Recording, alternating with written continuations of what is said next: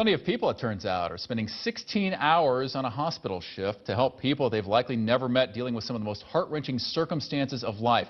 And that's where these chaplains come in at UnityPoint Health St. Luke's in Cedar Rapids. It's part of an 8-week program to join these chaplains who then offer their comfort amid the care.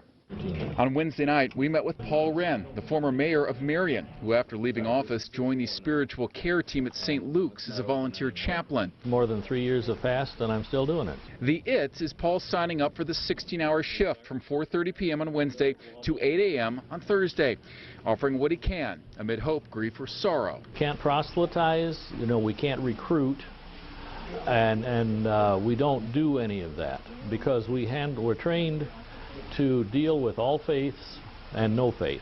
Let's face it, nobody gets up in the morning and says, what can I do for fun today? Oh, I think I'll go check into the hospital. When we met after 6 p.m., Paul had not taken any calls on his pager, so he made the rounds, checking in. You know how to get a hold of me if you need me. As days shifted towards night, by 10 p.m., a quiet Wednesday afternoon kept up as midnight approached. It's been a very quiet night. There's been no pages, there's been no calls.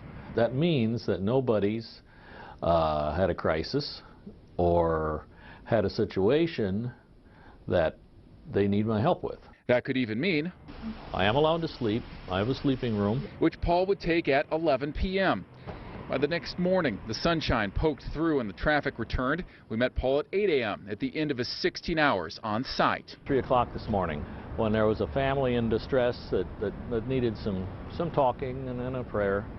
And then I went back to bed and wasn't paged again until 7 o'clock when there was a death in the hospital. And then at 7:15 I got another page for a person undergoing a procedure today that wanted a prayer.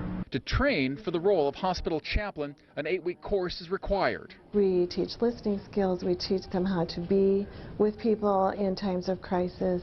We do role playing, we have journals that they are required to write different scenarios. I feel very privileged to be able to do this, to be allowed to come into families in their certainly less than pleasant situations, and hopefully to be of whatever help I can.